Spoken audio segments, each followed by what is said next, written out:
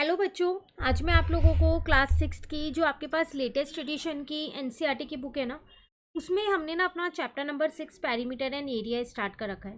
तो आज की क्लास में मैं आप लोगों को फिगर इट आउट के क्वेश्चंस कराने वाली हूँ, जो कि आपके पास पेज नंबर 149 पे है। ये लास्ट है, उसके बाद हमारा ये चैप्टर जो है वो कंप्लीट हो जाएगा। ठीक है, तो फर्स्ट क्वेश्चन हमारे पास है, give the dimensions of a rectangle whose area is the sum of area of this two rectangles having measurements 5 into 10 and 2 into 7। देखो आपसे यहाँ पर क्या कह रहा है कि आप एक उस रेक्टेंगल की डायमेंशंस बताओ जिसका जो एरिया है ना वो किसके बराबर है। बाकी के ये दो रेक्टेंगल्स दे रखे हैं, इनके एरिया के सम के बराबर है। तो पहले इनका एरिया आपको निकालना पड़ेगा, फिर उसका सम करना पड़ेगा, और फिर जो नए वाला रेक्टेंगल है उसकी डायमेंशंस उसकी हेल्प से निकालनी है आपको। क्लियर हुआ? अब करेंगे कैसे, देखो पहले हम यहाँ पर क्या करते हैं, दोनों का एरिया निकाल लेते हैं। ये हमारे पास है फर्स्ट रेक्टेंगल, ये वाला है सेकंड रेक्टेंगल। तो यहाँ लिखते हैं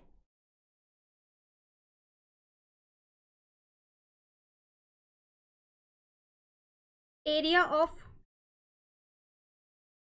फर्स्ट रेक्टेंगल। फॉर्मूला आपको पता है, एल इंटू में बी होता है। ठीक है, तो 5 into 10 हो जाएगा यहाँ पर, तो वो आ जाएगा 50 मीटर स्क्वायर। अब यहाँ पर दूसरे का निकाला एरिया ऑफ सेकेंड रेक्टेंगल, वो भी एल इंटू बी होगा, और उसकी डायमेंशन है 2 into 7, तो वो हो जाएगा 14 मीटर स्क्वायर। अब सम निकाल लिया, sum of both the sum of area of both the rectangles, ऐसे लिखो, area of both the rectangles.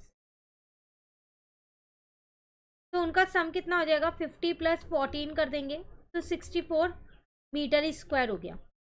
अब आपको उस नए वाले रेक्टेंगल की इसकी हेल्प से डायमेंशंस बतानी है। तो 64 है, पॉसिबिलिटीज क्या क्या हो सकती हैं। डायमेंशंस का मतलब है लेंथ और ब्रेथ बतानी है। ठीक है, पॉसिबिलिटीज आर, लेंथ क्या पता 8 हो और ब्रेथ भी 8 हो, तभी तो 8 into 8 64 होगा। ठीक है, ऐसा भी हो सकता है कि लेंथ जो है वो 16 हो और ब्रेथ जो है वो 2 हो, सॉरी ब्रेथ जो है वो 4 हो, क्योंकि 16 4 जो होता है ना 64, तो भी 64 ही आएगा मल्टीप्लाई करके, है ना। और ऐसा भी हो सकता है लेंथ जो है वो 32 हो और जो वो ब्रेथ है वो 2 मीटर हो, तब भी मल्टीप्लाई करके 64 ही आएगा। तो आपको क्योंकि डायरेक्ट आप एकदम एग्जैक्ट नहीं बता सकते कि इस वाले रेक्टेंगल की जिसकी पूछ रहा है वो उसकी लेंथ और ब्रेथ क्या होगी, क्योंकि यहाँ पर सम है 64।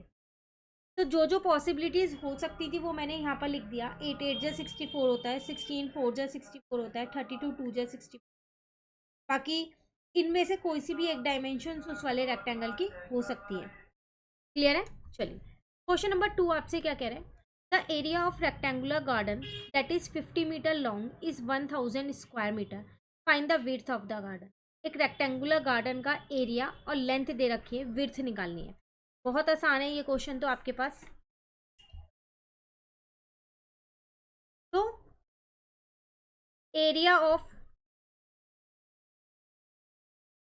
रेक्टेंगुलर गार्डन वो होता है मेरे पास एल इंटू में बी। ये मुझे 1000 गिवन है, ये मुझे 50 गिवन है, बी मुझे फाइंड करना है। तो 1000 डिवाइडेड बाय 50 कर दिया, 0 से 0 कट गया 20। जो यूनिट है वो यूनिट लगा दो, मीटर में दी है मीटर।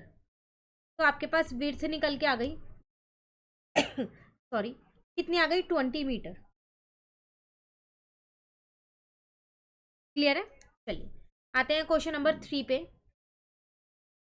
कह रहे the floor of a room is 5 metre long and 4 metre wide. एक रूम है जिसकी डायमेंशंस आपको दे रखी है लेंथ और ब्रेथ।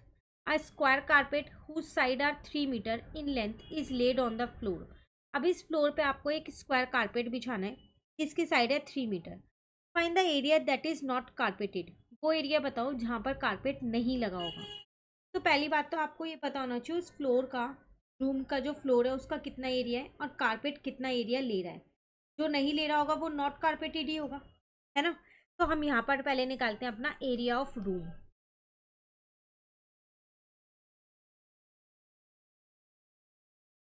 तो एरिया ऑफ रूम मेरे पास हो जाएगा L/2 में B, दोनों चीज़ गिवन है, 5 और 4 गिवन है, तो 20 मीटर स्क्वायर आ गया।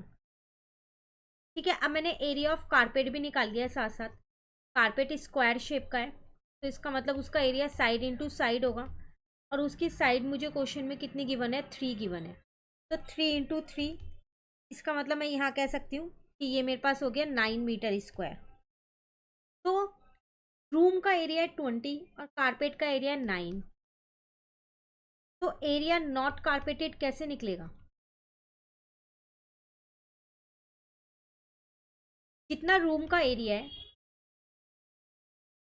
उसमें से क्या करो, कारपेट का एरिया माइनस कर दो, तो मतलब कारपेट सिर्फ 9 मीटर में ही लग सकता है, 9 मीटर स्क्वायर में, बाकी में तो नहीं लग सकता।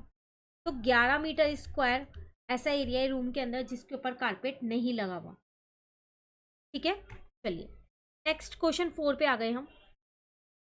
There are 4 flower beds having side 2 meter long and 1 meter wide are dug out at 4 corner of the garden, that is 15 meter long and 12 meter wide. How much area is now available for laying down a lane? कह रहा है आपने 4 flower beds निकाल लिए, ठीक है, जिनकी dimensions आपको दे रखी है, आपने मतलब निकाले हैं गार्डन में से डग किए, मान लो ये है गार्डन, गार्डन की भी डायमेंशंस दे रखी हैं, ये कॉर्नर पे से निकाले हैं ऐसे। ठीक है, अब कितना एरिया बचा है आपको वो यहाँ पर बताना है। तो सबसे पहली बात, एरिया ऑफ गार्डन आप यहाँ से निकाल सकते हो, दोनों आपको लेंथ और ब्रेथ दे रखी है, और एरिया ऑफ फ्लावर बेड भी निकाल सकते हो। 1 का निकाल लोगे, 4 से इंटू कर दोगे तो चारों का आ जाएगा, है ना। पहले हम इतना निकाल लेते हैं।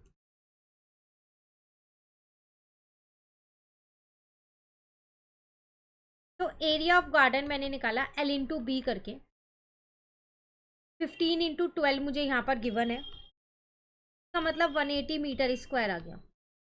ठीक है, उसके बाद एरिया ऑफ 1 फ्लावर बेड निकाला है मैंने यहाँ, तो वो भी L/2 में B ही करूँगी क्योंकि डायमेंशन गिवन है 2 और 1 गिवन है, तो 2 मीटर स्क्वायर।